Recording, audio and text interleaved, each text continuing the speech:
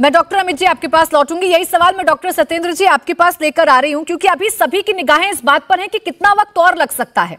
तो ये स्टेज कितनी क्रूशियल है और यहां से मजदूरों को बाहर निकालने में कितना वक्त लग सकता है तकरीबन? देखिए, मजदूरों की अमावस्या बस अब समाप्त ही होने वाली है। और इंग्लिश में एक कहावत है कि beyond every dark tunnel there is sunshine. तो ये कहावत अभी सच्चे अर्थों में चरितार्थ होने वाली है। और निश्चित रूप से ये समय बताना मुश्किल है कि कितना मिनट्स या कितने घंटे लगेंगे, लेकिन हम मंजिल तक लगभग पहुंच चुके हैं।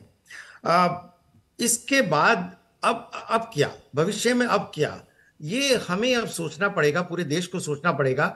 खासतौर से जो गवर्नमेंट एजेंसीज हैं और जो टनल बनाने वाली कंपनीज हैं, उनको भी सोचना पड़ेगा कि इस सारे मिशन के बाद अब क्या। मैंने पहले भी आपके चैनल के माध्यम से कहा था कि अब समय आ गया है कि director general of tunnel safety एक ऐसी डायरेक्टरेट की स्थापना हो और भविष्य में जितनी भी टनल बने वो कोई भी उस डायरेक्टरेट के बिना अप्रूव ना हो।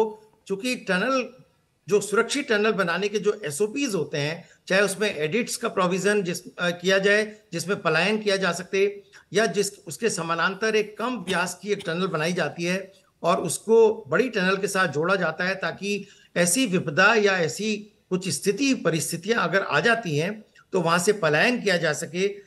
एक इस प्रकार का कार्य किया जाए और कोई भी टनल इन सब एसओपीज के बिना ना बने।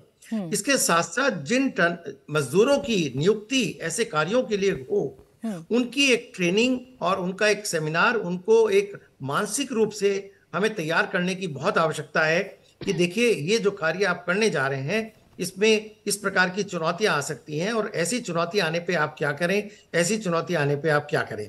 जैसे फर्स्ट एड के भी जो वॉलंटियर्स होते हैं, उनको हर प्रकार की चुनौतियों को का सामना करने के लिए उनको प्रशिक्षण दिया जाता है। बिल्कुल। देखिए डॉक्टर सत्येंद्र जी, सबसे अच्छी बात यह है कि सिचुएशन में जो 41 मजदूर हमारे अंदर थे, वो इतने बहादुर या इतना उनका बुलंद हौसला था कि वो आज 17वें दिन भी डगमगाए नहीं। और उनकी तरफ से जितनी बार भी संवाद किया गया उतनी बार उन्होंने हौसला अफजाई की अपने परिवार वालों की, और उतना ही संबल बंधाया है बाहर मौजूद टीम की कि हम ठीक हैं, हमें बाहर निकाल लीजिए, हम लोग बिल्कुल ठीक हैं और एक दूसरे का ख्याल रखा जा रहा है।